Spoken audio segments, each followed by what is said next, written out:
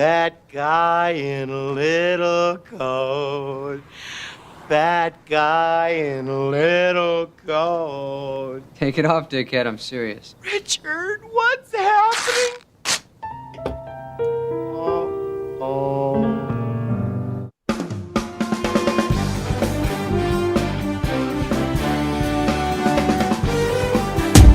It has begun! It's showtime.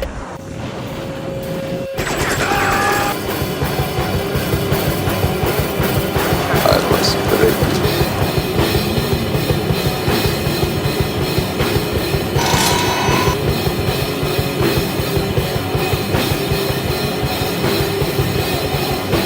I'll be back. This is Video Store Clerks.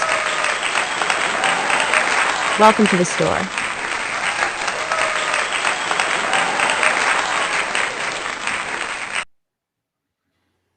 Yay! Hey, everybody! Hey! Hey! Started out like Kevin Smith's podcast. Hey! Buenos noches. Yes, welcome, everybody. This is the Video Store Clerks Podcast, and we just want to take a moment once again to thank all our new subscribers. We appreciate y'all showing us that love. We appreciate that. So, if What you're about new- the Oh, I'm what sorry, about the what about the old subscribers, Dave? Oh, well, we know We they appreciate know, them, I've too. got the love. They've done that for a while, though.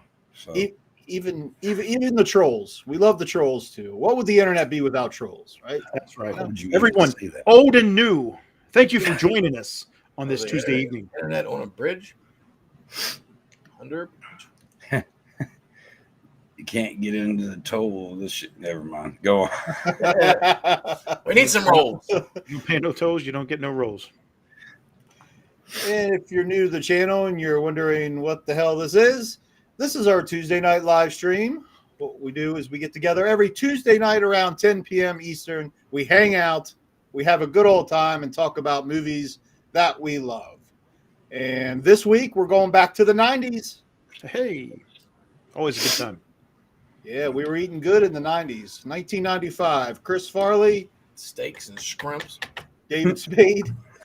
T-bones. 1995's Tommy Boy. 30 years. Good God.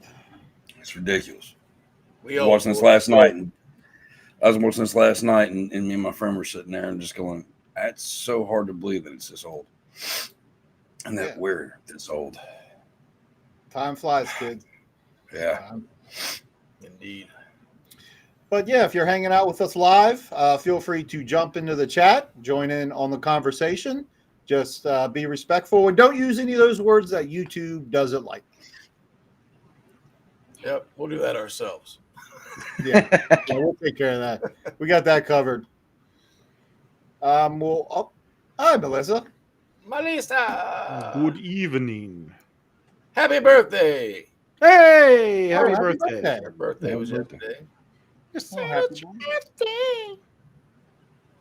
Happy belated birthday, then. And thank you for joining us tonight. So again, we'll be talking Tommy Boy.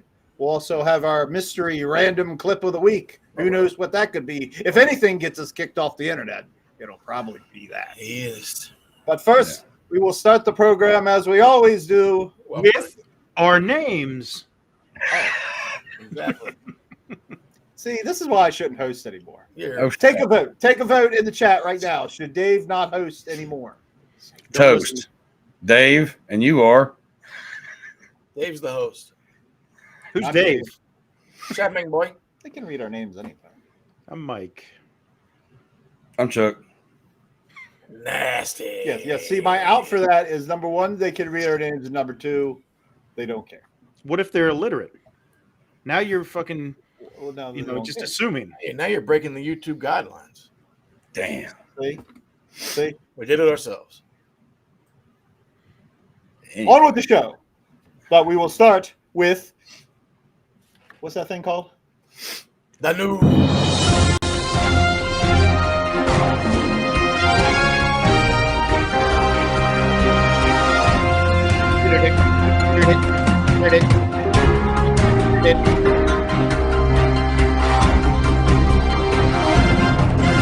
Regardless of stock strength and standability bred into today's modern corn hybrids, odds are they'll eventually lodge after the plant. Is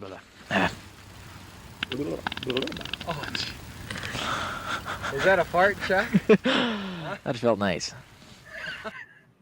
I thought that was Mike. I was just picking up on his microphone. Not this time. All right. I'm waiting for that vote. But in Chad Bang's possession, he is holding the top 10. These are your top 10 domestic box office champions over this past weekend. What do we got? Number 10, Novocaine, falling off quick. Ooh. Did $1.4 million this week, bringing its 3-week run only up to $18.7 million. I don't think they're going to get the money back on that one. Number 9, Mickey 17, did $1.9 million. The last 4 weeks, it's up to $43.5 million. And number 8's The Black Bag, did $2.2 million. The last 3 weeks, 18.7 as well. Another buster. Number 7, Captain America Brave New World did $2.9 million this week. Been out for 7 weeks, doing $197 million. Number 6, first week out, The Princess Mononoke did $3.8 million. I have no idea what it's about. Number 5, Death of a Unicorn. First week out, did $5.7 million. That looks fun. It's a weird one. I don't know. It's weird. It's weird, but it looks fun. It doesn't look bad. I like Paul Rudd. I'm a Paul Rudd sucker. Number 4, The Woman in the Yard. First week out, did $9.3 million. Looks pretty terrible. Yeah, Blumhouse, another one of those. Yep. See, like, I don't even know. that's how you should just rate their movies. Yeah, Just if it's bad, just call it Blumhouse. Blumhouse, Thumbhouse. Dumbhouse. Number 3, episode number 5.1 of The Chosen Last Supper. First week out, did $11.8 million. I have no idea. What? None. Who is coming up with these names? None. Number 2, Snow White. $14.3 million this week. What's that The about? last 2 weeks, it's up to $66.9 million. Oh, that's not good. And there's no Dogman this week. No Dogman. Pokemon. But Jason Statham is back with his new film, A Working Man. First week out, did $15.5 million. Mangs are in the building. Not the last working man, right? No, not the last working man. He's just a working man. Looks kind of like the Beekeeper, kind of, usual Statham film. Yeah. Every film. Pops off, he solves it, Doing the beats the same shit out of shit. a bunch of guys. They call him the Like, all right, working cool. man. I fuck with Statham. Yeah, that's I all you don't need. know. Fucking Chef Chagos. I don't know. Beekeeper was dope. Making a sequel to that. It's all the same shit, man. It is, but it works. It's all the Working same for shit, now. but it's giving me a paycheck. Hey, Hey, good on him. yeah, More power to you, sir. yeah, man, The man with the constant 5 o'clock shadow on his face and head. yeah. Another news. Netflix has officially announced a live-action Scooby-Doo series. Bro. Yo. Zoinks! Gee, Scoob.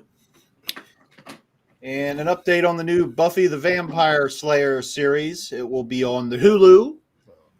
Sarah Michelle Gellar will be returning in an Obi-Wan Kenobi type role. She'll be a mentor to a group of all new Slayers. I've never Are watched they all named Buffy? We're the Buffies now. I don't think so. But my name was Heather. Now it's Buffy. Okay. Never watched it. Hey, we're the Buffies. We're always buffing around. Jimmy Buffy? Buffet. Oof it. In other news, some upcoming movies now have titles. Can't wait. First, Spider-Man 4. What title? Jesus. Oh, is that what he said? I missed it. I didn't hear it. What? Well, did Chuck call that? No. No, I just said, wow, what a title. Oh, okay. How creative. Well, the Sam Raimi movies were. But what's the follow up? It's got to be Spider-Man 4. What? Well, I'm not gonna fucking tell you now. Just leave it like that. Spider-Man 4. Oh, we got new film titles coming out. We got Spider-Man 4. No, it's Spider-Man Brand New Day will be the title. And it will be releasing July 31st, 2026. Brave New World. No, that's Captain America. So what's this one? New. Brand New Day Day. rocks. Brand New Day. Day rocks. New Day sucks. Oh, no. I was gonna say Spider-Man 4, like that. Okay, at least we're just keeping it like that. But since we're calling it Well, that, it that's should pretty be like stupid. that. That's pretty stupid. Like I said with the Sam Raimi, it was Spider-Man, Spider-Man 2, Spider-Man 3. For the first 5 Rocky movies: Rocky, Rocky 2, Rocky 3, Rocky 4, Rocky 5. Yeah, that's the way it should be. Well, just throw Rambo fucking all up. Throw a curveball and just call it Spider-Man Quattro, Curse of Tarantula. With bloodlines. You know? That would be fucking sweet if that was in the top 10 too, and you got to say that every week. There's no man. Spider-Man. This next one's a good one though. Are you ready for this? This is for the Now You See Me Part 3. Now has an official title. Are you ready for it? It's called Now You See Me, Now You Don't. Dude, that's why they fucked it up. Okay, so yeah, I never understood this because it was the perfect setup. You have Now You See Me, and then for the sequel they did Now You See Me 2. The sequel should have been Now You Don't. Yeah, that's the perfect setup. And the third one. Now you can't go back and try to do it like, oh hey, now you see me, now you don't. No, now you see me and you might see me later. The bus has left the station. Fuck off. I got a question. what is this movie? What? You haven't seen the Now You See Me movies? I have no idea what the fuck they are. Well, now you don't. The magician shit. That's why the next one just be called Magic Man. Magic. Chuck, the Cal Naughton Jr. story. Do you know magic? Do you like magic, Chuck? I mean, yeah, it's cool.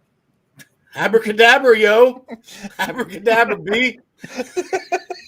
Yeah, but I don't even know what the fuck you're all talking about. So, no clue whatsoever. Not one fucking bit. Who was in that shit? Woody Harrelson, fucking Eisenberg, Bruce Banner, fucking Borat's wife. What's her name?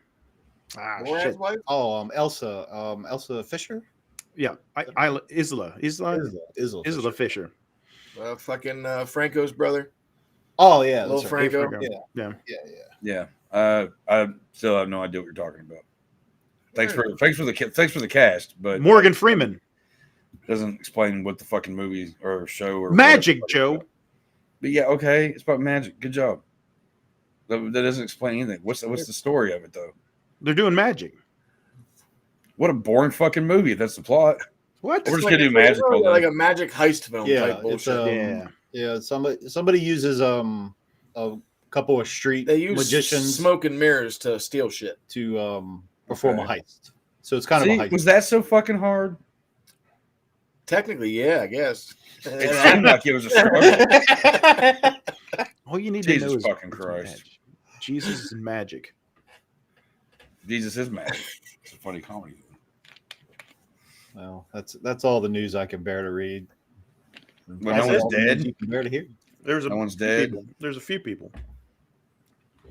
So the Cal Naughton Jr. story. I'm waiting for that one. The PP film? Whoa. What? What? I don't. Whatever. Pepe. I don't know what's going on. I don't know who Pepe is. Pepe Lopez. Shitty tequila. Yeah.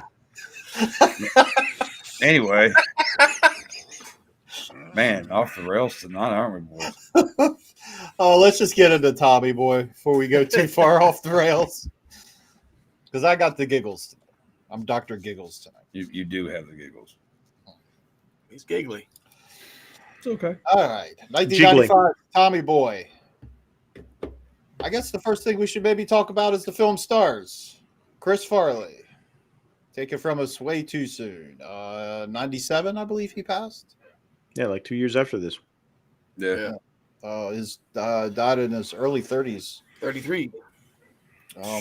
That's so fucking nuts. The typical number. Yeah, he had a bunch of projects lined up after this. I did learn he was originally the voice of Shrek. Yeah. And he had I saw that. Yeah, he had like 85% of the voiceover work done when he passed away, and they were debating on if they should get like a Chris Farley, like someone to match his voice that sounded like him, because he had, like I said, it was like 85% of it was done, but of course they ended up going with Mike Myers. It's a good Voice. thing. They're on the number 5 coming out here soon. Yeah. And it doesn't look very good, but whatever. I never seen any of them, so it don't matter. Oh, I like Shrek. But anyway, Chris Farley. What's his name? What's his name? Fucking Shrek?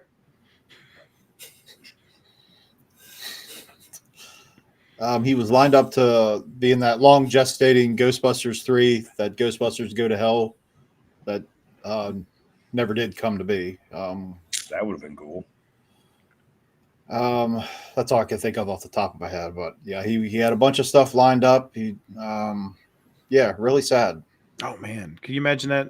Like they would have done like a reboot of Ghostbusters with Chris Farley, David Spade, Adam Sandler, Norm Macdonald. Yeah. Whoa. Yeah, man.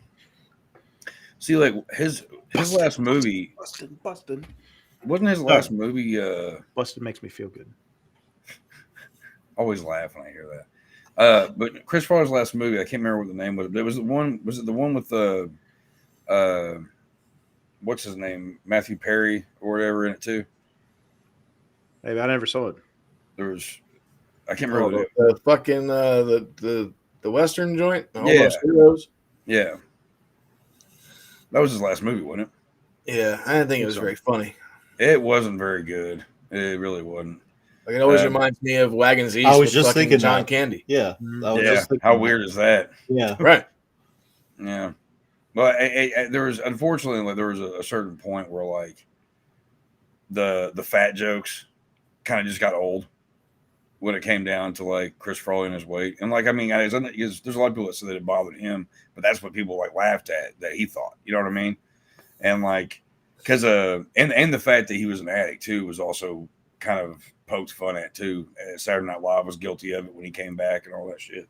But in that movie with Matthew Perry, you said Almost Heroes, is that what it was? Yeah. Yeah. There's a part in it, and I remember, I don't know, it always just kind of rubbed me the wrong way, because there's a part where Chris Farley's character is like, he won't drink because if he drinks, he knows he's going to get out of control. And then he's like, oh, well, maybe just one, blah, blah, blah. And then he just like, chugs it down. They try to take it from him. He's like, get off me, and like all that shit. And it's like, I don't know. That one's not really, I've only watched it like twice, and it's not really fun to watch. It just is like a poor ending to. No, I mean, it's not funny. I didn't think either. No, not at all. It's definitely his weakest character. I know. Yeah. It's still, he's one that kind of like Robin Williams, when you watch movies they both make you laugh, at some point while you're watching it, you go, wow, really sucks you're not here anymore, man. You know what I mean? Mm-hmm. So yeah. I mean, him and Spade were the duo there for a hot minute. Yeah, them and Black Sheep. Yeah. Like, That's probably my favorite film of his. Same. Can you imagine if he would have lived past 97? Oh. All the films he would have done, he would have been like a megastar probably. Yeah, man. That's what Rob Lowe was saying on his Joe Rogan interview. Yeah. Probably would have got some kind of deal like Adam Sandler got, where bunch of shitty Netflix movies. movies. 20 movies. 20 movies from Netflix worth like $80 million or whatever the hell. Yeah. But the one thing about this movie and Black Sheep is the fact that Man, David Spade as his smart assy, smarter compadre. Just they work so well together. They always just the one-liners back and forth and the stupid, ridiculous scenes and just like their facial expressions to one another. Like, I don't know, like you really like, cause like in real life, they were homeboys and you really felt that in these movies, you know? Yeah. Whenever two guys got chemistry like that, you know, we've talked about it before with, you know, Richard Pryor, Gene Wilder, so many other comedy duos, and, you know, and it's like, it's just so natural. And you don't, it's like you're not even trying in these films. You could just, it's like us, you know, being around each other for so long and knowing each other so well, we can just do zingers back and forth and have a good time. And you can see that. And people just look at us like we're ridiculous. Yeah. Yeah. They're like, these guys have issues. and that's what those guys had. And, you know, it comes out on screen. Issues? Yeah, and this whole movie came together too because like him and like Spade and Farley fuck with each other so hard on like SNL, like on their set. They had their own office and everything. So a lot of the jokes and stuff in this fucking film came from just shit they did to each other daily at the office. Yeah. Mm-hmm. And Lorne Michaels was like, fuck it, let's make a movie about this. Yeah. That's how it works. You know, you kind of throw something against the wall and see what sticks. It's like, you know, us doing this fucking podcast every week. You know, we could sit here for 90 minutes, 2 hours or whatever. And, you know, maybe there's like a couple funny things or whatever. But if you take all those and put them together and then put it into a movie or something like that, that's when it comes out. So it's like, that's what those guys were just doing day in and day out. Yeah. Yeah, this movie is definitely up there. Like, I haven't watched it in a few years. Like I said, I watch Black Sheep more often than this, but this shit's still pretty fucking funny. Mm-hmm. Yeah. Yeah, they said like the housekeeping joke.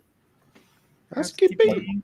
they these are all real conversations. These are all real jokes. Yeah. Well, that's what Spade did to fucking Farley every day on set, and then they just kind of threw it into the movie. You can relate. Like, you can really easily relate to that scene. If you're a parent, especially. Let me sleep. Like, no. For the love of God. Yeah. I was like, wait a minute. Where are you going with this, Chuck? If you have kids or you've ever had roommates, you want me to jerk you off? No, just the sleeping part. What kind of hotel is this? That will be a way to get somebody up to answer the door. Depending on the voice. Yeah. Well, and I think they said they filmed that a few different ways because, you know, there's that, you know, we're jumping all the way to this scene. You know, it's one of the best ones. But, you know, Farley comes up and he's like, he drops the blanket or whatever, and you see him, and there was little tight underwear. I think they said they filmed like a couple different ways, and like the one scene there, the one take that everybody, all the crew and everybody loved was where he was like bare ass naked. Yeah. Yeah. They say he started dancing towards the camera, and he was like, fucking cut. God. Worst blooper ever. and yeah, it's who knows where this comedy duo would have went, you know, had Chris Farley not been taken from us so soon. I mean, Farley and Spade had some of the best sketches on SNL as well. Like, oh yeah, yeah, I love that. Like their chemistry was on point. Yeah, that early '90s. I was a big fan of that early '90s SNL. Yeah, oh yeah. You know, because a lot of people say that SNL died probably a decade before that, but I used to love the early '90s ones. You know, Phil Hartman, Mike Myers, Dana Carvey, Chris Farley, of course, David Spade, Chris Rock, Adam Sandler. Yeah. After that's when it starts sucking real bad. Mm-hmm. Yeah, like whatever. Yeah, and Norm Macdonald had like the best Weekend Update since Chevy Chase. Yeah, I think him and Chase were the best. I think he was better than Chevy Chase, but yeah, his delivery. We'll have to do it. We should do dirty work one night. We really should. Mm-hmm. That's a good one. Yeah, that is because Norm will be a fun one to talk about. Which Chris Farley's in that one too. The Saigon whore that bit my nose off. Yak. I think his first film though was the bus driver and Billy Madison. Oh. Oh, was it his first film he was in? Because Adam Sandler said he just pretty much had him laughing one set the whole time. He's like, those were the longest scenes, and they're only like 2 seconds long. That was a mad. Yeah, the TV was funny. Yeah, the episode Bret Hart was on was classic. Of course. Oh, yeah. I always love that in Dirty Work where where they're getting about ready to get in that bar fight or whatever, and the bar guy is like, "Oh, it looks like there's gonna be a fight," and he's like, "Yeah, you're gonna play some good music, or whatever," and he's like, "Hell yeah, street fighting, man, G7." Well, you just press G8, and then it's like, "Do you like pina colada?" Yeah. Bunch of guys having a bar fight to pina colada. That's funny. So good, man. Oh, it's so sad. You know, we no more Farley, no more Hartman, no more Norm, no more Belushi. There's so many good ones. Belushi, so many of these good comedians that are long gone, and it just sucks so bad. Mm-hmm. I think that was one of the films Farley was supposed to work on. They were going to do like a Belushi biopic that they're now, I guess, is coming out soon. But back then, and then Farley was supposed to play Belushi. No. Wow. Weird. Yeah, that's one of the that you know Belushi was an idol of his. And Yeah. he you know there's a pattern with a lot of comedians who make it known who you know their certain idols are, and they don't make it very long in life, and it's really sad. Mitch Hedberg was the same way, you know, but like Farley always held Belushi up so high, and unfortunately, it's where it goes from there. Yeah, but Farley was clean during the filming of this. Like he wasn't doing any drugs, he wasn't like drinking or anything. Yeah, I mean, he was drinking. I think they said he drank like 20 to 30 cappuccinos a day. Yeah, a lot of coffee. Yeah, you could tell in the scenes where he's just like like whenever he's in the diner and he's talking to the muffin or whatever, he's like, and it just like there's certain scenes where you can be like, yeah, he looks like he drank like a whole gallon of coffee right before this scene. Well, they said he was drinking 3 cappuccinos before each take. Yeah. Just to get his blood pressure up and to get his energy up. I'm like, Jesus Christ. And then Spade was like, yeah, the one day I counted the cups and there was 27. And I was like, it's going to be a long day. Yeah, because Farley and Spade were flying back and forth Canada, on Ontario, I believe, to film Tommy Toronto. Boy, Toronto to film Toronto's Tommy in Boy, Ontario. and then back to New York to do SNL, like one of the hardest shows to do on television. Yeah, SNL, and just going back. Fuck that. Well, not only that, I mean, if you don't know anything about working on SNL, what they've talked about over the years, it's like it's a whole process. It's not like you just show up and you do improv or something like that. They're spending the whole week going over bits, writing, rewriting, edits, all kinds of shit like that. So it's like when you're bouncing back and forth between Toronto and New York and you're trying to do a film, you're trying to do TV, that's a lot of pressure. Mm-hmm. So, I can only imagine how kind of wired and strung out they were just, dealing with this stuff on a daily basis. I was watching the Superfly podcast with Dana Carvey and David Spade, and he was saying they were only sleeping like 2 to 3 hours a day. Yeah. Crazy. But I was like, that's pretty, no wonder you need 27 cappuccinos a day to be doing that kind of shit.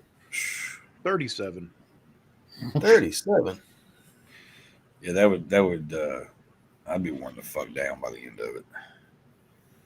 Yeah, but they had a lot of fun. Like they pretty much were just adding shit as they went along. Like, hey, this happened last night at the hotel. Let's throw this in there. Like, all right, let's film it and see what happens. And that's how they fucking got like the bit with the hotel. Well, didn't Farley and Spade kind of get into a little bit of a tiff because I guess the one time. Quarrel. Yeah, well, the one time they flew back and like Farley was just completely exhausted, so he ended up going to bed, and that was the night that Spade ended up going out drinking. Farley found out about it the next day and was all pissed off.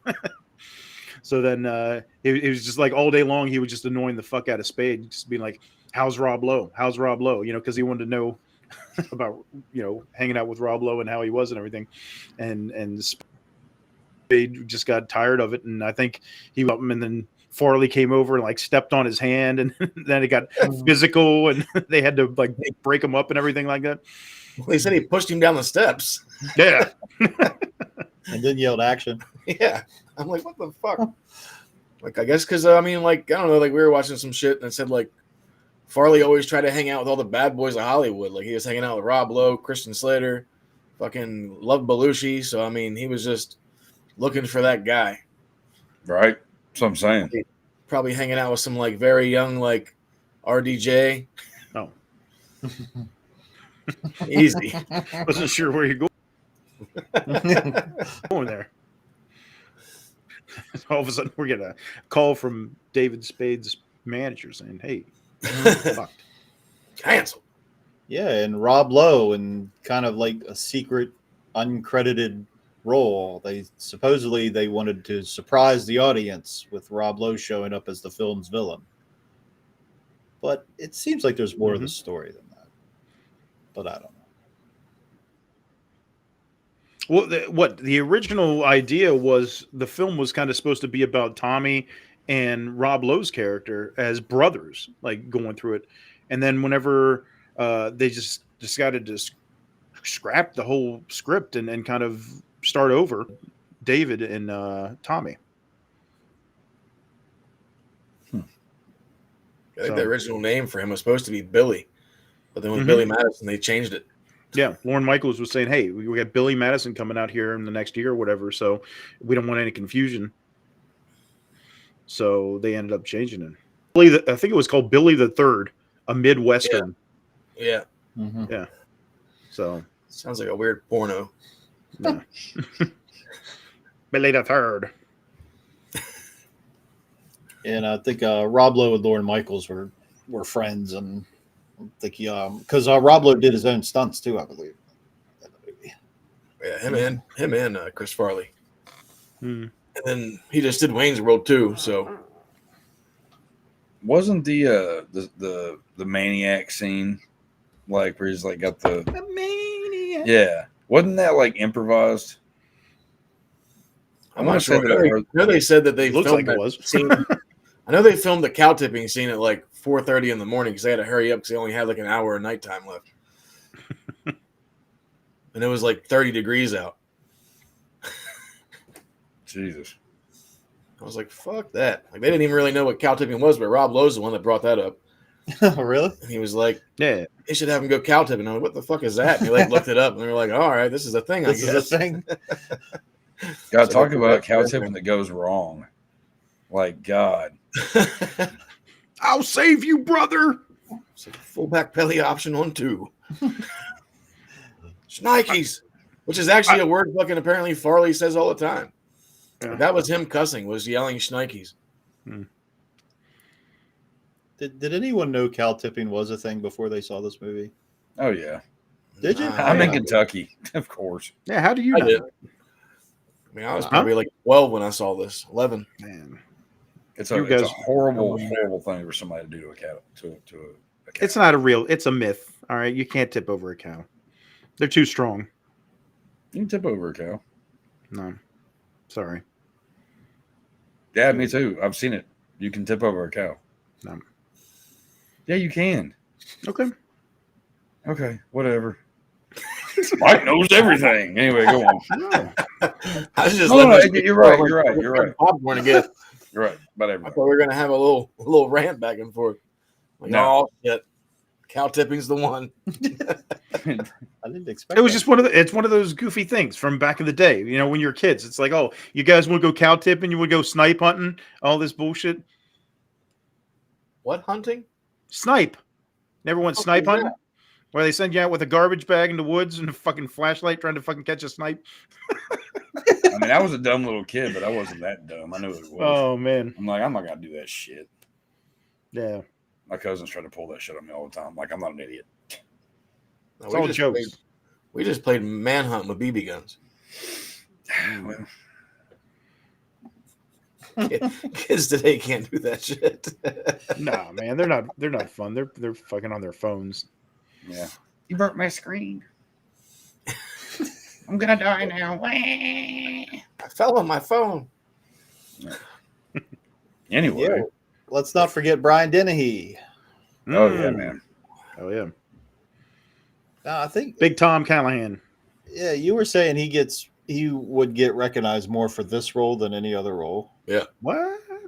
See, That's what he said. I would say Rambo. That's what I would think. Yeah, I would say First Blood too. I always think First Blood, but I also think FX. Because as a kid, I used to love that movie, man. Him and that guy, Brian. What the fuck was his name? Hey, bartender, make me a red eye. Brian Brown. What was it? Brian Brown. No, I don't know. Whatever. You know what I'm talking about. Good movie. Yeah. No, but I was reading some shit and it said that, like, it was a quote from him that said he gets recognized more for Tommy Boy than any other movie. Then it had like a little sub quote and it said "Suck it, cocoon."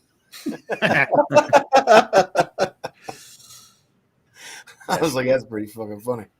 And I was like, man, I haven't watched that in forever. Probably for good reason. Yeah. Old Gutenberg. It's strange to me the amount of times that the movie Cocoon has come up on this podcast. Why is that strange to you? Is it a concern? Maybe we should just do it. When did that movie come out? Forever ago. Was it 85? 85. Perfect time. Oh shit! I remember when I was a kid when I watched that fucking movie. 40 years. I really don't want to watch that. Yeah, fucking that movie and Batteries Not Included would be. Hey, now I watched that though. Week. That was my shit as a kid. They were always on HBO. Always made me cry whenever when the one died. Yeah. Fuck that part. Johnny Five still alive. KO Durf. KO Durf. KO Durf. What does that mean? Chuck's like, what does that mean? It was in Short Circuit too.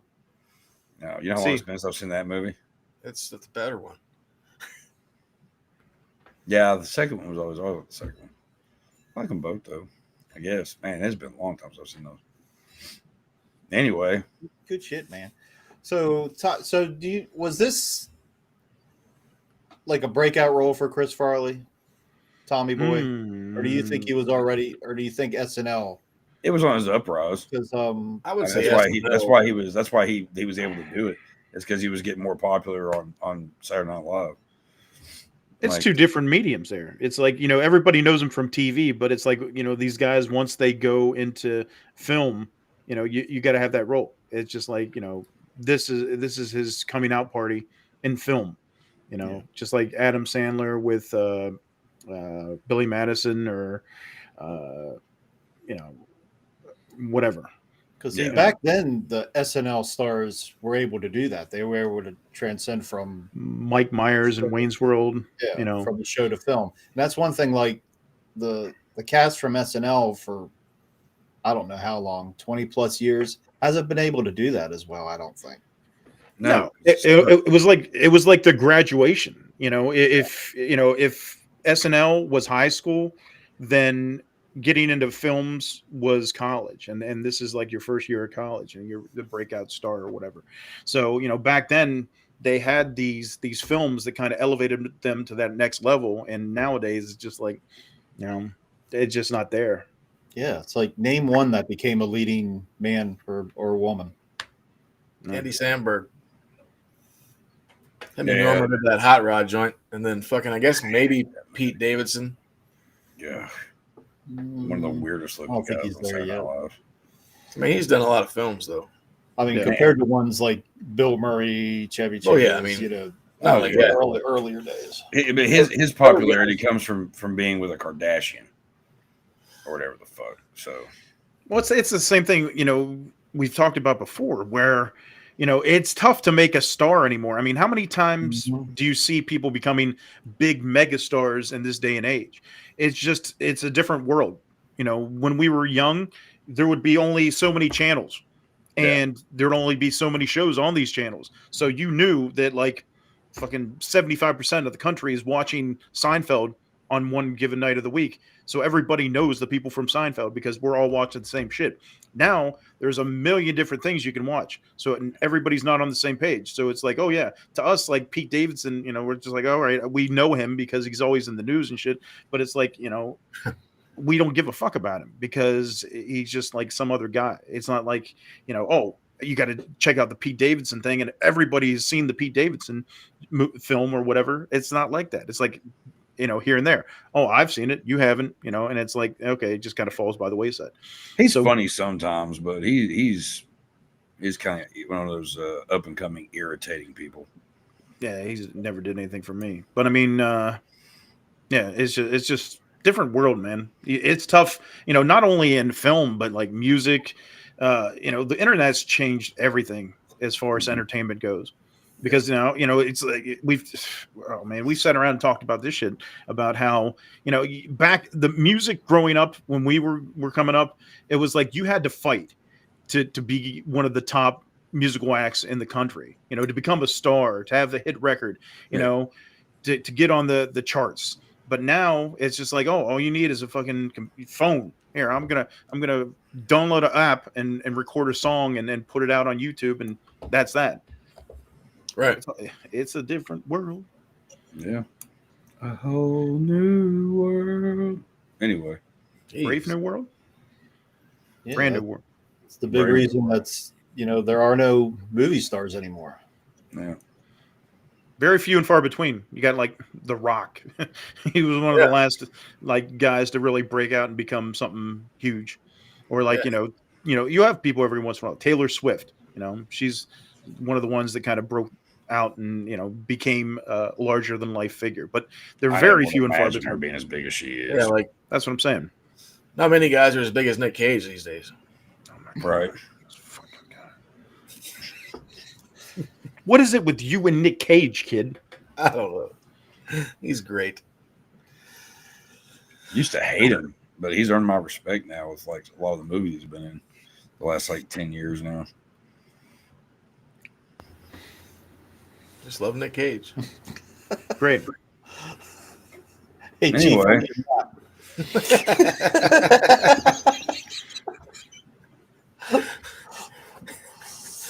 Let's just quote this fucking movie. You're in Davenport, which is in Iowa. 22 miles away. You need yourself a new map. Yeah. That whole scene where like the car thing. Man, I feel so bad for which part? Well, that's what I was gonna say. Is like, I mean, like he picks him up from the airport, and he's already like annoyed, and he's like, "Yeah, no eating in the car." And then it's like, of all things, fucking M&Ms. M&Ms rolled out. It's like the whole thing just comes rolling out. Oh, we forgot the M&Ms. Actually, oh man, that's horrible. And he beats the living fuck out that poor car. That can't be show. I'm surprised you didn't know that. The car is like a character within itself because there's so many bits with the car. Yeah. Yeah. It reminded me of the Big Lebowski a little bit. The way the dude's car just got more like that deer. Fuck. Yeah. Normally, like, I hate when animals get killed in movies. Like, I hate that shit. It didn't get killed. But, well, that's what I was going to say. Like, this was hilarious. This was funny.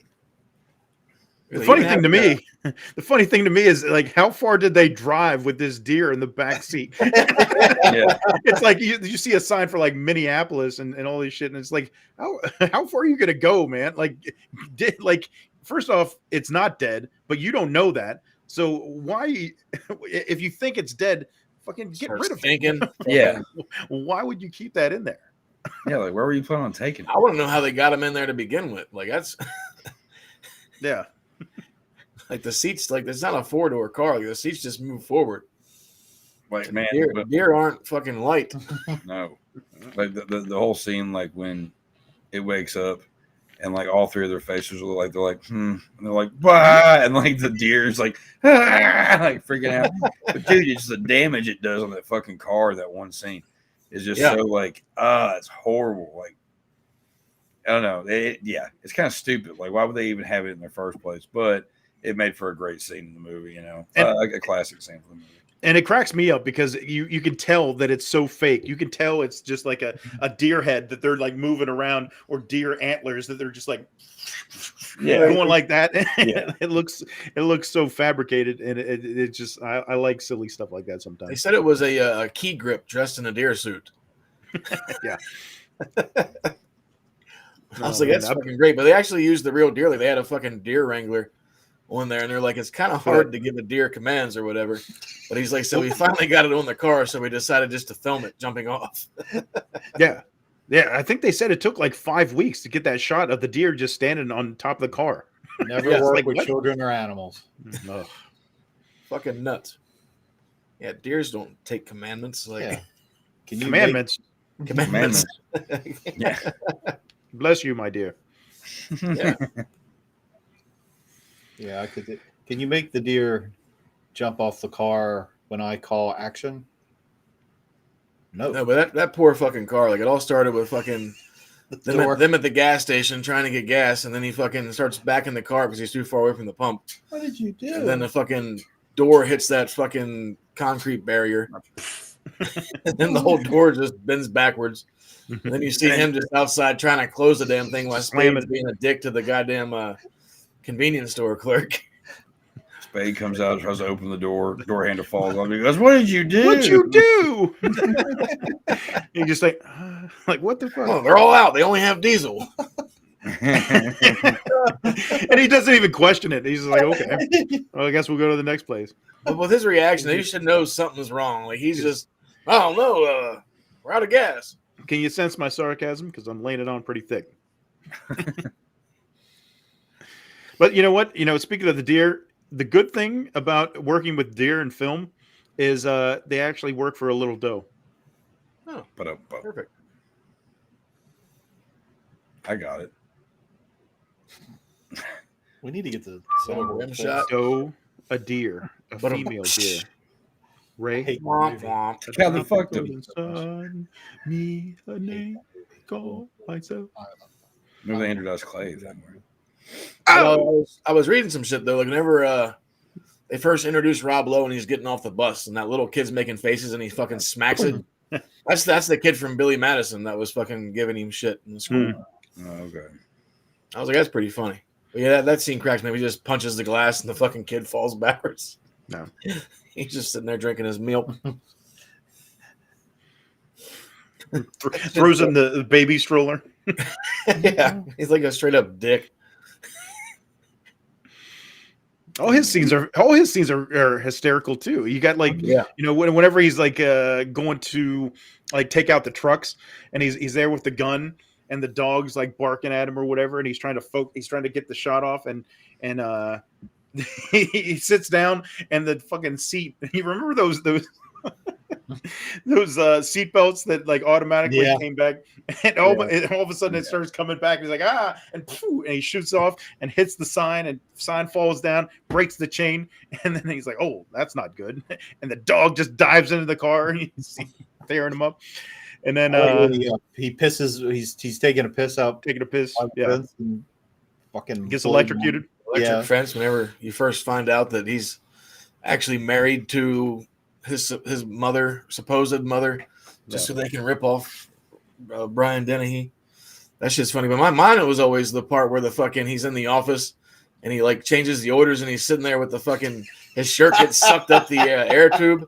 And then he's just sitting there. And then all of a sudden just disappears. He just stands up, grabs his coat, and he's like, all right, I'm gonna go. Yeah, I gotta go. That's that part at the very end there. That's the cherry on top. But it's so funny because he's there changing everything in the computer, and then all of a sudden she's getting ready to come in. He turns it off and he picks up the phone, and he goes to put it up to his ear that's like bandaged up. So like clearly he can't put it to that ear. So real quick he switches it to the other ear, and then he acts like he's on the phone with his mom. Then all of a sudden you just hear the dial tone, and he's like, oh.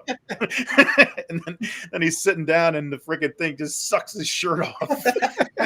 He's like, well, I gotta go. It's so awkward.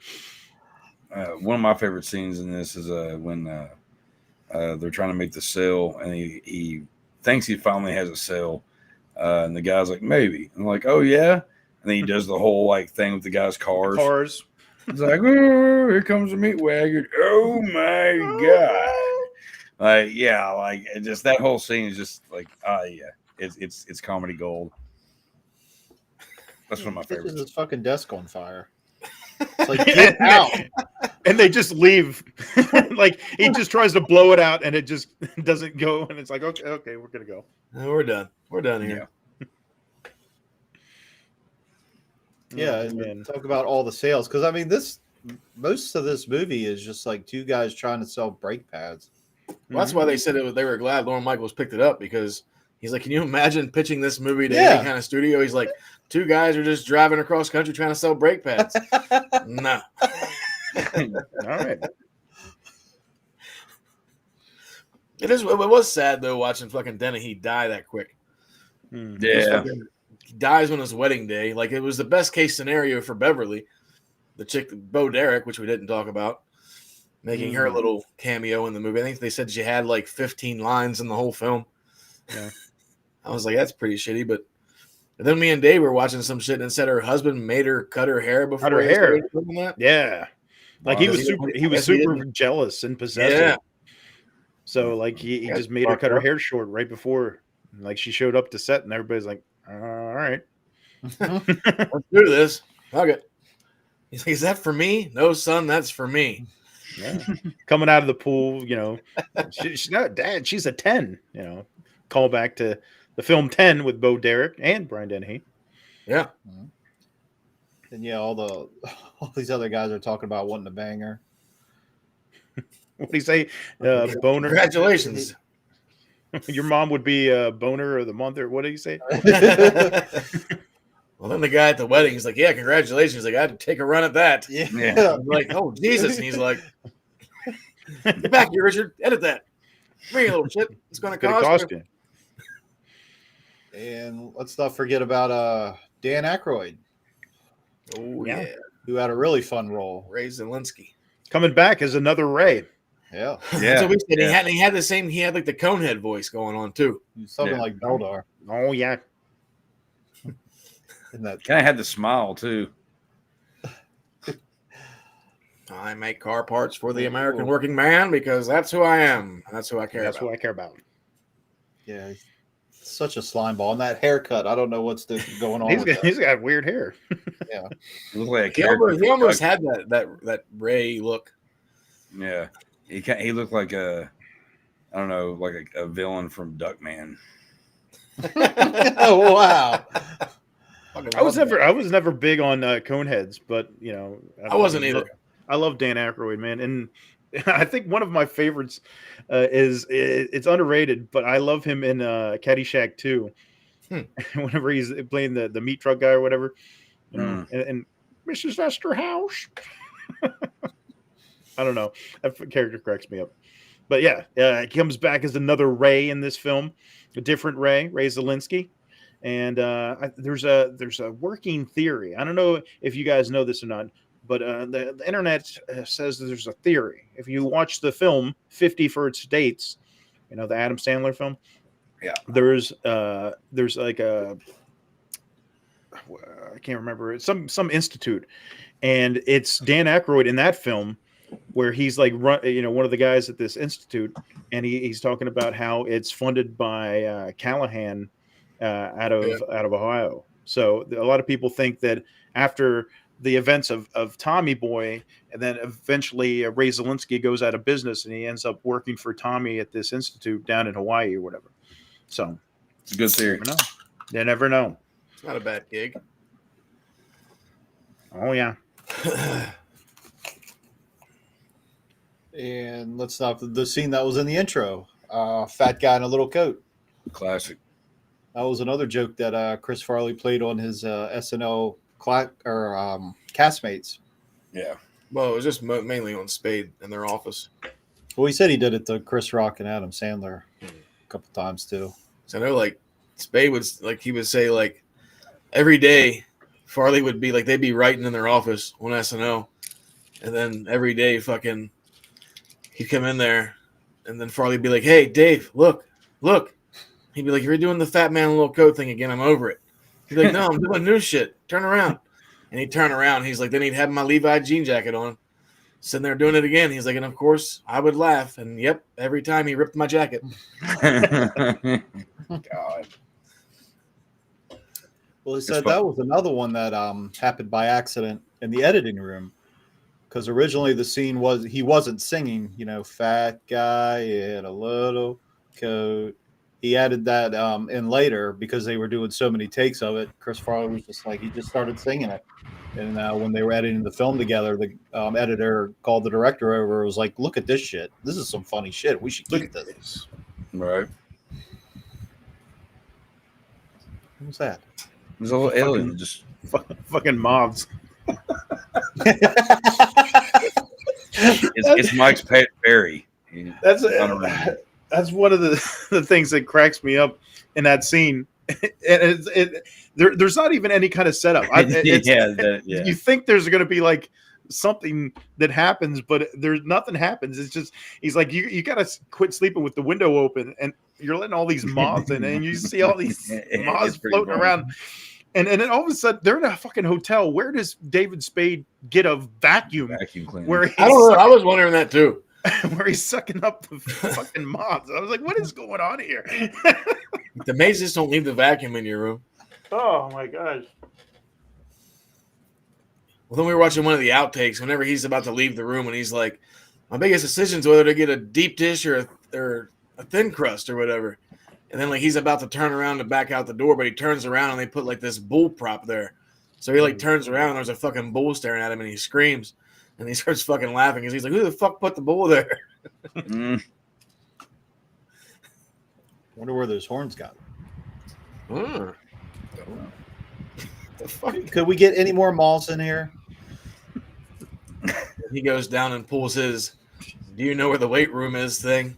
And Spade is up there waiting for this chick to dive into the pool. He's like, no. He's like, yeah. Nobody's looking. Speaking of no one's looking. Time to get naughty. Which it was so freaking obvious. Like whenever they do the wide shot and she's standing there looking around, like you could clearly see this fucking pervert like staring out the window looking at her. Like, how do you miss that, lady? But whatevs. Whatevs. So then whenever he comes back into the room and then fucking Spade jumps in the bed and shit, and he's like, what were you doing? Richard. Who's your favorite little rascal, Alfalfa or Spanky? Center. Center. Buddy, whack it. She must date one of the Yankees. Center's my favorite one. Center. Fade to black. Yeah, the scene where Spade's hair comes off, it's so funny because you're not expecting it at all, and then it's then the joke afterwards it's just kind of funny. Hey, your bald friend here.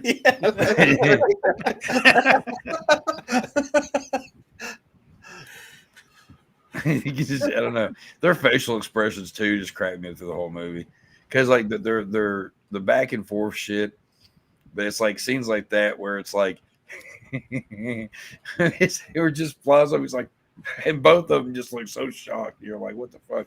It's just hilarious. Good physical comedians when it comes down to it. No, I like the fucking the stupidest little part is whenever like the fucking hood flies up and they're driving and freaking out or whatever, wrecking the car some more. And then he fucking hits that sign and then the whole hood flies off. And then they park in front of the fucking prehistoric forest fucking little thing. And then, all right, it's go time. Yeah, they're out there fighting and shit. And like the one scene whenever he fucking like uppercuts him and then they do like a close up of him and he's like, and he gets punched in the face. I don't know why, but him doing that little fucking noise between hands he fucking cracks me up. He kept rewinding that part. There's some really good little cuts. Oh man, there's another one. I think whenever Tommy gets back to the plant and they're taking the tour or whatever, and he's there and he's fucking with the hooks that are coming by, and shit, what does he do? He's like, I can't remember. Cat like speed and reflexes. Yeah, he's doing that, and then all of a sudden, they're showing the guys talking, and then it cuts back to Tommy real quick, and like one just goes plunk and hits him, and then Son of a. I was checking the inline specs on the rotor girder. I'm retired. My favorite one, I think it's the part with the hooks where they first start going towards him, and he's like, "Oh, that came up quick. How you doing?" Yeah, it goes back to the beginning of the movie when he's first at the plant, you know, at his dad's place and shit. Oh, yeah. And the guy's got the grinder or whatever thing. Oh yeah, he's like, can I try? He's like, sure. Yeah, and he's like, go ahead, and he just. It's like, I'm sorry. Don't let him use that. Don't let him use that. Are you kidding? Nice distance. Yeah. which leads you to believe that guy has done that before. Yeah. Oh, someone's definitely done that before. They're doing it for fun there. Oh, 100%.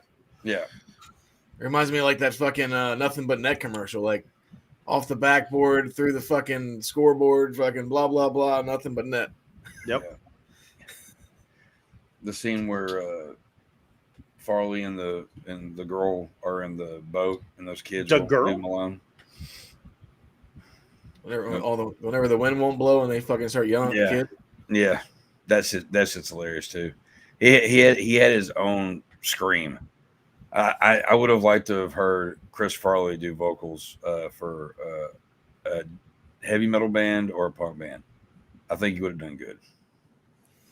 Just saying. Better pray to the mighty of all punks that the wind doesn't pick up. Which actually on a really kind of disgusting note, I can't remember what band it is, or some punk rock band or grindcore band or whatever, but they actually, the cover of one of their last albums, the last couple of years, is his death photo in the hotel, and it's like, wow, there's a way to really just, you know, rub in the wound there. Like, god damn it, ain't cool. I mean, you can get a good look at a butcher's ass by sticking your head up there, but you'd rather take his word for it. When he finally says that and uses it the right way, and he's like so happy, it's just like, oh. Well, I like before he says that though, because you can see like that moment on his face where he's like, "Oh, I got it. I know how to sell this and get the sale to go through." And then he totally derails that shit. And then he's like, "No, you can get a good look at a T-bone by sticking your head up the butcher's ass." No, wait, because it's your bull. And the guy's just like, look at him like, what the hell are you talking about? I don't. Then he does the fucking freak out where he's just like, I just want to grab the steering wheel and ram it into a god's darn banking department or whatever the fuck he says. And he fucking pulls his hair and it's just fucking standing up. He's like, I can't believe he called me a psycho. He's like, were you in there? You are a psycho. When he does say that finally, and you know, makes sense.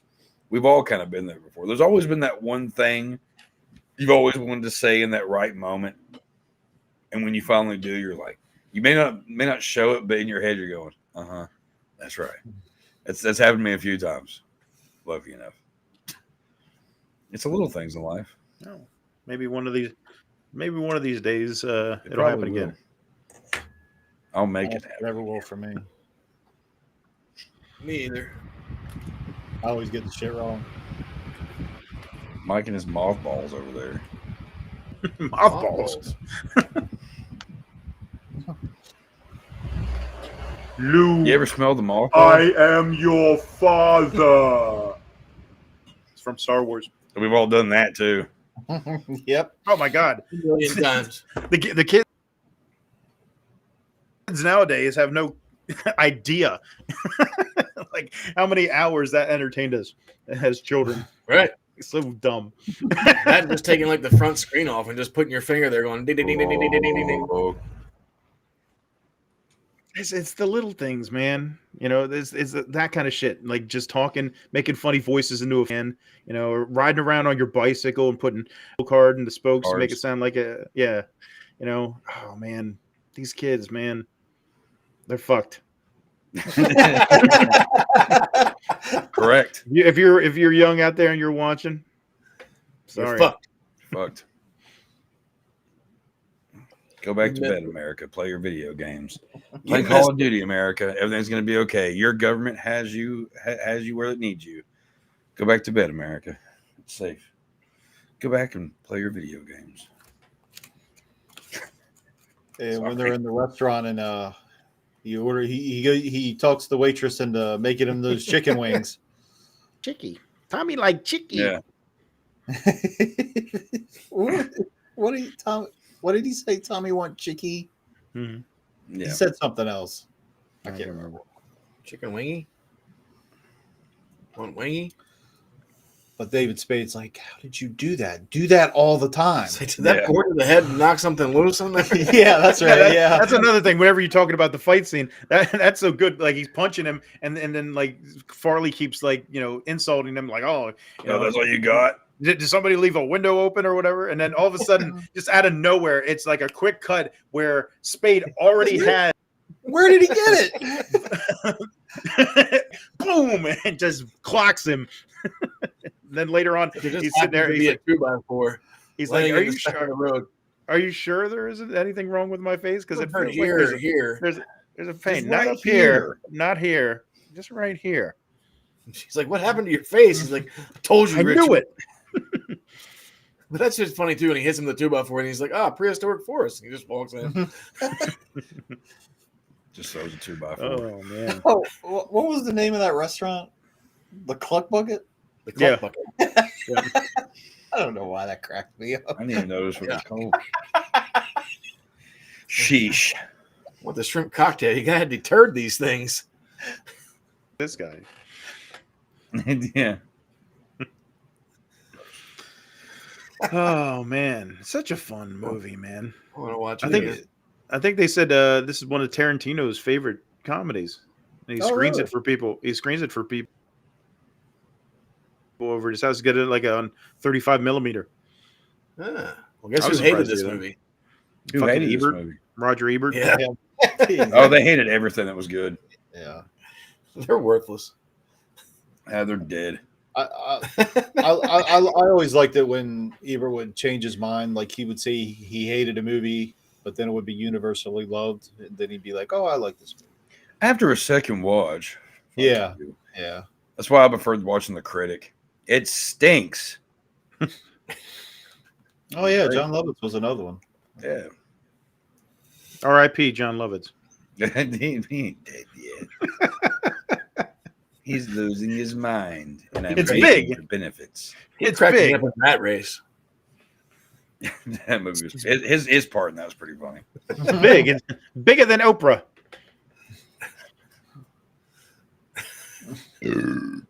Excuse me. Jesus. What's some other favorite scenes? Hey, Chief, I need a map. We fucking jumped everywhere in this movie. Mm-hmm. Yeah, it's hard. Because I mean, the story's just pretty much self-explaining. We do, Yeah, two guys traveling trying to sell some brake pads. Where'd you plot? I mean, who can't relate to that? I like he's selling the dude that wants the guaranteed box, and then things kind of click with him. He's like, chicken wings. And then he's like, if you want a box with marked guaranteed, I can shit in a box and mark it guaranteed. I got the time. I got a little extra time. That's funny. He's trying to sell you a guaranteed piece of shit. All right, then. I'll buy them from you then. Oh, And then like later on when like he's on the news for shit and they're like, oh, blah, blah, blah. He's like, oh yeah. I brought my bike bags off that guy. Everybody listen up. This will only take a second. They fucking start everybody just dives in the bank and throws their guns at him. He's like, oh, these are just flares. Just walk. It's like, you do this before? Am I harboring a felon? Just go, Richard. Just go. Such a fun movie, man. And I've said it 1,000 times, and I know it just kind of makes me sound like that guy, but they really don't make comedies like they used to. No, and what shit like this? I mean, you can't. Yeah, it's like even down to like it hurt too many feelings. The format of how comedies were, back then. You have the do kind of goofy music in the background on occasions when there's something goofy and stupid getting ready to happen. And then you have the serious moments with like the really uber cheesy, like serious music in the background. And you had that, well, I'm sorry. Like I just, have those moments. And it's like at the end of it, there's like that whole serious, whole like touching moment where he's like in the boat and he's talking to his dad, like, and all of a sudden he gets the wind or whatever. And he ends with getting clunked in the head. Mm-hmm. It's kind of perfect. Movie comedies anymore just are too goddamn serious. There's not really too many comedies like that are like really actually comedies. But they're becoming more comedies than they were for a minute because they're about mid 2000s or whatever. Like I remember going to Redbox and renting movies down from my apartment, and I just find a movie, whatever. I'm coming back from the bar or trying to find something funny or something scary. And out of any movie that I rented that said comedy would always end up being fucking more drama than a comedy. Yeah. Like, this isn't funny. I'm crying through most of this goddamn movie. This is a comedy. Dramedy. Yeah, but when it's listed as comedy, and a lot of them are like that, there was some Paul Rudd movie that was supposed to be a comedy. It was fucking horrible. He did the one that unfortunately was Jack Nicholson's last movie. It was bad. You had like Zach Galifianakis had a movie or two out that like was put out as like it's a laugh out loud funny, and it was like more dramatic than anything. I say that kind of shit all the time. Movies like this, like they give you just enough of drama in it, to where it doesn't ruin the comedy of the film, and every other scene is pretty goddamn funny. I mean, there's a few serious scenes in this, like whenever they get their orders canceled or whatever, and then they're kind of having that little heart to heart in the car, and fucking Richard's drinking, and then they get pulled over, and then it goes to the fucking bees scene where he's like, follow my lead. Just whenever I stop the car, just get out and yell and start running. Bees! I wonder if I'm anybody's allergic ever to tried bees. that. Me too. Let's get out of here. We'll come back and check on you. I wonder if anybody's ever tried that. Oh, I'm sure. I'm Like, sure. I told the mashed potato story, right? I know. I feel like I have yeah, you told told it me. before. I tell you. I just I flashed back to told you. Terrifier 2, but go on. No, where I was like late to work and I'm driving real fast, and at the same time I had just gotten food from KFC, so I got my KFC food. I'm trying to eat. I'm trying to drive fast to work. I'm running behind. I think I was on my phone at the same time. That I don't recommend doing this. So you were driving totally illegal. I was driving way too fast, and then I get pulled over, and I was like, "Oh fuck!" So I took my mashed potatoes and gravy, and I just poured it on my lap. Yeah, I told this, right? Yeah. And the woman comes up, and I'm just like, "Oh fuck! Oh shit!" And she's like, "Are you okay?" And I was like, "Oh my gosh, no! I just spilled this all over my lap. I don't know what's going on or whatever." I was like, "She's like, you were speeding. You were going. I can't remember how fast I was going, but it was like probably like 15, 20 or something, like over the speed limit." And I was like, "I don't even know how fast I was going. I'm so sorry. I'm trying to get to work, and I was eating, and I spilled this all over me, and it's a mess, and I don't even know what's going on, and I'm just like acting all frazzled and frantic about it or whatever." And she's just like, all right, well, just slow it down next time. Whatever. I was like, yeah, I thank you. I'm sorry. I got, I'm just get my work's right here. I'm sorry. And Did you ask her for a towel? You have a towel? I didn't burn in my nuts. I didn't, but it felt almost like sacrilege for me to just dump mashed potatoes on my pants. Yeah. Was it hot? No. Well, yeah, they were hot. I just got them. But they're in my pants. It's not in my pants. It's on my pants. Yeah, but it's hot. It's going to be kind of like. Oh, you mean you kind of liked it a little bit? It was just enough. It was just right. I'll just say the this: porridge was good, just right on the. I've never had KFC that was actually hot. Yeah, right. I didn't eat those pants later, just so anybody wonders.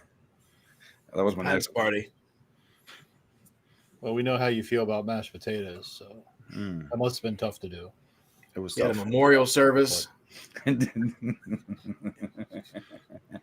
Probably turned around and went back. I think mashed potatoes. I think Mike has eaten mashed potatoes in there a few times. Oh, sure. Yeah. Which mashed potatoes are great. Live with him for 7 months, like I did. I Lots of taters. Oh my god. I can't. I honestly, I want to do a show on YouTube where, once I retire, I'm just going to go around the world eating mashed potatoes. I'm going to try to find the world's best mashed potatoes. You're gonna do one bite with mashed potatoes. Yeah. Everybody knows the rules. One bite, then a second. And I'm going to, and if you elect me, I will get gravy made into a national condiment. Oh. He likes it all: turkey, chicken, beef. He don't care. I don't see I don't see why that isn't a thing. I mean, if you know those, like the what is it, 7-Eleven, where they got those those metal containers that are hot with the nacho cheese and shit like that. Why can't you just put gravy in there, and then fucking biscuits I'll and put, gravy. I'll put gravy on any of my food. Okay, you gotta start your own like gas station franchise.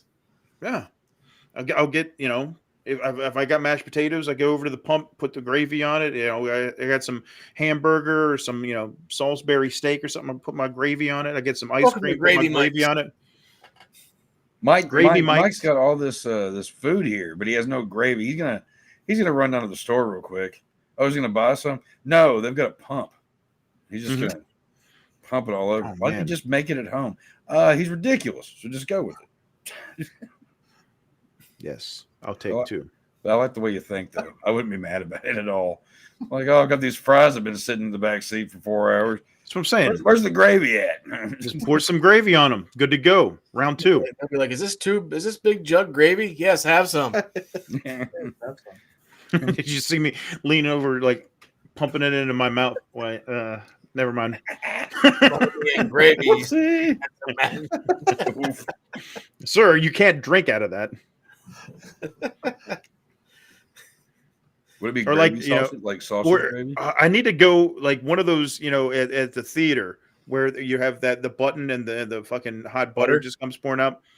Just fill it with gravy one day. Surprise, motherfucker! Gravy popcorn. Gravy on popcorn. Oh, that sounds terrible. That sounds like a mess. I don't know if I like that idea. But I'm okay with mashed potatoes and gravy served at the movie theater. That'd be all right. About spaghetti. Yeah. Spaghetti? Yeah. That's kind of a mess. What the hell are we talking about? I don't know. But if you go to like places like Movie Tavern, you kind of get anything you want. So. You're a naughty little pet. I don't know, man. But this is the piece de resistance. This is Chris Farley at his peak. Unfortunately, there wasn't others that could compete with that. But like, fucking, this is it. This is it. Tommy Boy, as far as anything goes, this is Chris Farley's fucking number one thing, in my opinion. And a lot of people will say, oh, I love his Saturday Night Live. Oh, I live in a van down by the river. He did so many great characters and everything like that. But definitely Tommy Boy, if you think about Chris Farley, everybody thinks about Tommy Boy. So I'm going to say this is his number one thing that he's ever done. In my opinion. I was telling Dave my favorite SNL shit he did was the fucking the Chippendale Dancers with Patrick Swayze. Yeah. That shit was fucking too good. What's funny is I remember when I was a kid, me and my friends would make fun of, the whole idea of living in a van down by the river. Yeah. And a few of those friends actually, as we got older, now live they live in a there. van down by the river. At least one of them. Anyway. His name is Walter White. You do what you got to do. Or whatever. Now this movie, fucking like, just going back and watching it today, like I probably haven't seen it in, I don't know, it's been probably 5 or so years, if not a little longer. Yeah, like 10, 15 for me. I mean, yeah, it hits the same way as it did the first time I watched it. Yeah, it doesn't get old. No, like it definitely holds up. Yeah, I have most of it memorized. Yeah, that's because I've seen this movie a million fucking times. At first, I wasn't thrilled. I was like, all right, whatever.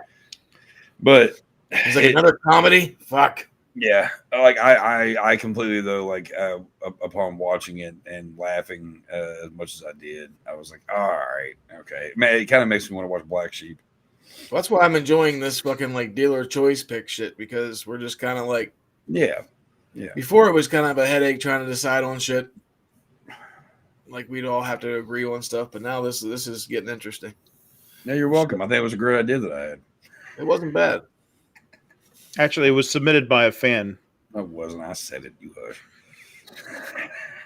Let me have this. God damn it! All right. Speaking of, we do have a submission from a fan that we need to talk about. That we need to do yet from last month. Oh yeah. Great. Nobody knows what the hell you're talking about. Yeah. Why? They will. They will. They will. Okay. Folks, we have a submission from a fan that we're not going to gonna tell you about, but it's there. Yeah, there was And no one point day- in it at all. in One bringing day it we'll up. get to it. We do have one fan. Oh, good for us.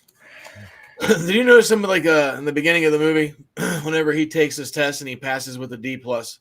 Herbie. Did you notice like the names on the list? There was fucking Helen Keller Keller. got an F, Yeah, she got up.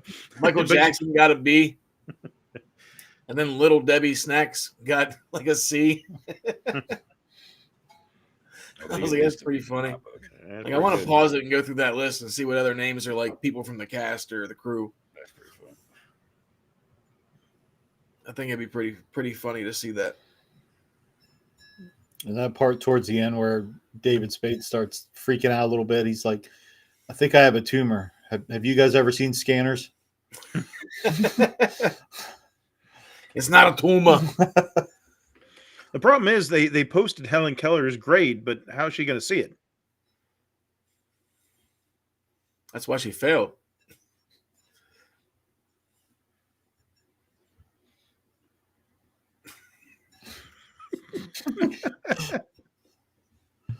Sorry about Everything that. all right? Oh, okay. Welcome back. Yeah, just parental shit. Oh, okay. I was gonna make her Run. scream big just because it was funny, but Parental advisory is just like, Yep. Apparently, on air means jack or shit to my kids. So yeah. You need one of those lights like they have outside the studios. It wouldn't matter. It's lit up. It wouldn't fucking You matter. see that? That I could means have- live. I could have my door could be electrified with like bright green neon that says on air, and it wouldn't matter. They still would be like, Dad, open the door. well, as long as Dax didn't pee on it and get shot across the living room, we'd be all right. Well, yeah, that hasn't. No. It's all. I told you! Everything's good. Everything's I told you I'm doing the show for the love of God. it wasn't like that. Don't interrupt me while I'm cleaning my room. Oh man. Yeah, man. Just fun. Just a fun comedy. And man, sometimes Perfect buddy film. Yeah, sometimes that's all you want. You know, you It don't definitely need is. you don't need to have all the drama like Chuck was saying. You don't need to ground it in reality so much, man. Just make a fun movie sometimes. Yeah. I think it's Because it doesn't, it doesn't matter if they're driving around trying to sell auto parts or whatever. You can see, even though they've been at odds with each other, even through all the years of school and everything like that, you can see that there's a friendship there. And the more time they spend together on the road, they listen to the music, all the songs come on, they're singing together and everything like that, and all the stuff they go through and they grow together. It's one, like you said, it's one of those feel good buddy films that you can just laugh at every corner. It's a good time. Yeah, I mean, have you ever been on a road trip? That's what you do. Like, you fucking throw in some jams and you guys sing at the top of your lungs. Yeah. You might even It's sing true. a little sad Carpenter song and cry together. Who knows? It's true. Oh, it's true. I like whenever they're trying to sing the end of the world and they just start fucking. I don't know the lyrics. Yeah. No, I don't think no one does. Not even Michael Stipe. Snipe. Stipe. Wesley. This is long before Wesley Snipes. Drop Zone. Horrible. See ya. Wouldn't want to be ya. All right. So, There you go. Tommy Boy. Any final thoughts on the Tommy Boy? classic. Comedy classic, man. If you don't like this film, you got problems. Big problems. Ebert.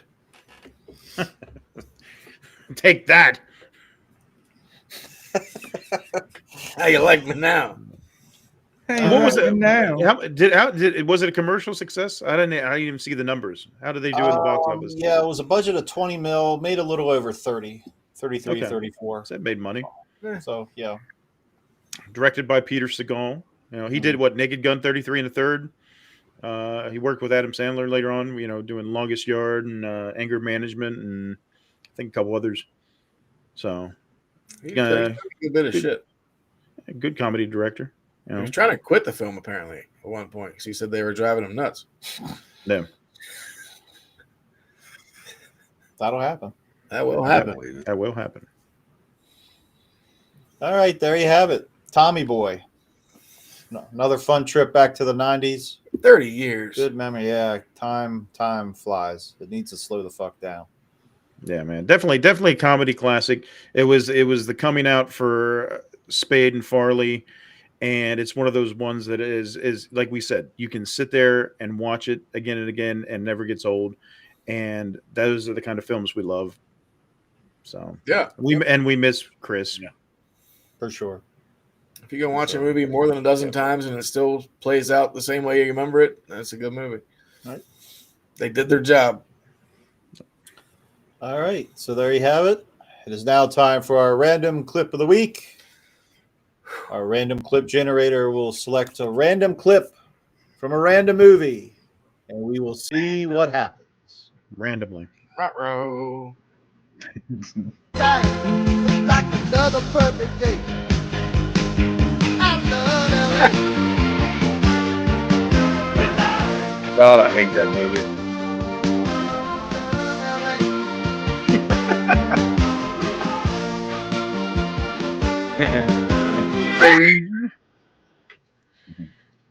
Well, what would it steal that from Coming to America? More or less. I hate that fucking movie. Bean. He's just so annoying. So annoying. I like the TV show better than I like that film. Yeah, the movie wasn't that great. Yeah. He was also really funny in Rat Race. Oh yeah. I he was in that. They had a cartoon of it for a while. Oh really? I didn't know there was a cartoon. Yeah. I could stand it because it was a cartoon. Good old Rowan Atkinson. Yeah, good shit. Used to love the TV shows because it came on HBO like all the time. Mm-hmm. Back when we were kids. Back in the day when I was young and I was a kid. All right, we got to get paid. Get paid. So we're gonna run these ads and make the money. Fuck you, pay me. Wait a minute. Hey everybody, Laser Trading Company is on YouTube. See some of the videos from Mike's travels and experiences. If you haven't already, please head over and subscribe. 7,800 and growing. Thank you all. Laser Trading Company is also available on eBay with various merchandise and collectibles. Hundreds of great gift ideas. That's Laser Trading Company. Laser Trading Company. Laser Trading Company. You know him from Bastard Sons of a Judas Goat, Nasty Nation, Graveyard Talk, and the Video Store Clerks Podcast. Yeah. He is the creator of Stoner Gore. Jack Nasty! And if you're looking for the latest in extreme horror, head over to Amazon.com. Look up Chuck Nasty, and the following titles are available. Along with the latest album, Decay of Man, from Bastard Sons of a Judas Goat, available on Spotify, Apple Music, and YouTube now. Guys, I just got onto Amazon.com and looked up Chuck Nasty, and wouldn't you know, there's the latest release, Twisted Eyeball Juice. Oh, shit. You better add that to the cart. Yeah. Yeah. Well, before that, I had Rockin' Chair came out, and this one just came out Monday. And it's number 10 on some list on Amazon. And it's number 73. Earlier it was. She's a fucking 10. For absurdist fiction. But what it is it's a collection of 6 stories. Most of them, except for one, have been in and anthologies that I've done the past couple of years. And the title Dax came up with, where he's on the spectrum and he's my kid. He says a lot of weird stuff. so with him being my kid, it's even weirder than it probably should be. So he shouted out Twisted Eyeball Juice one day, and I was like, "There's the name for the collection." And so he got a kick out of that. And then when my publisher was trying to figure out cover ideas, I asked Dax, and he said that a blender full of eyeballs. And I said, "Okay, can you do this?" And she said, "Yeah." So I think the cover came out really cool too. A lot of the purples and greens. I really like it. So, it's out there now.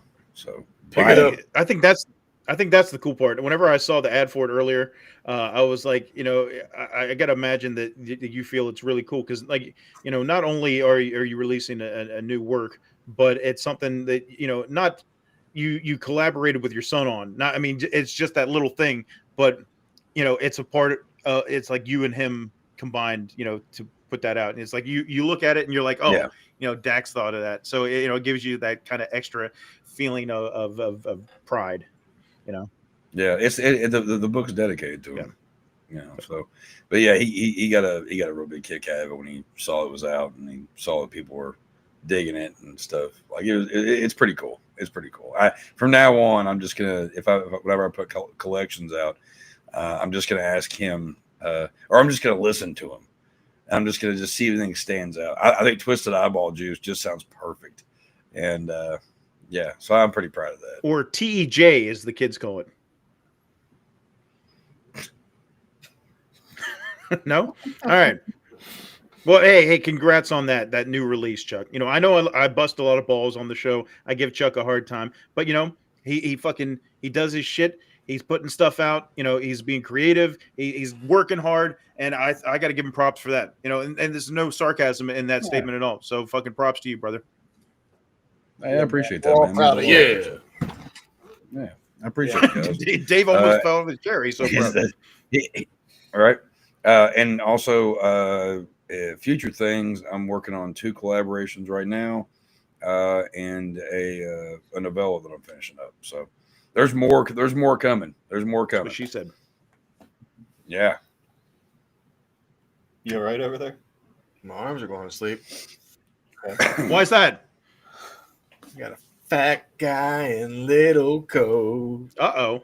Fat guy in little coat. Stop it. What's wrong, Dave? Oh! Holy shit! Sound like you just broke every bone in your body. What just happened? Turn around. all his clothes just got ripped. Get out of the chair. Oh, yeah, that's right. Yeah, that's some strong seams too. You heard it. Rip. Take it off, dickhead. I'm serious. Sorry, Richard. Richard, what's happening to us? I feel my arms a little bit now. Good God, man. It sounded like every bone in your back broke. That's what I said. Who's the bitch now? Who's the master? God damn. Put the cookie down. Oh God! All right, before we get out of here, what do we got going on next week? Chuck's pick. What we got going on next week, Chuck? Well, I'm thinking about it now. Next week I've decided to go with a classic, one of my favorites, Lucio Fulci's The Beyond. So nice and gory, fun little film for everyone to enjoy. Oh, yeah. Not from here, it's from the Beyond. Right. Not to be confused with From Beyond with Jeff Right. Or Sandusky, Ohio. Shout out to Cedar Point. Out. All right. We're getting out of here. We are your clerks. Hey, thanks for stopping by the store, everybody. I'm taking over the host now because Dave doesn't give a shit. The vote just came in, and I am the new host. So if you don't like it, tough fucking shit. No, I'm just kidding. Well, that was mean. I guess that was April Fool's. April Fools. April Fools. All right. We're getting out of here. We are your clerks. Thank you for joining us. If you're new here and you haven't already, please don't forget to subscribe. And we will see you next Tuesday.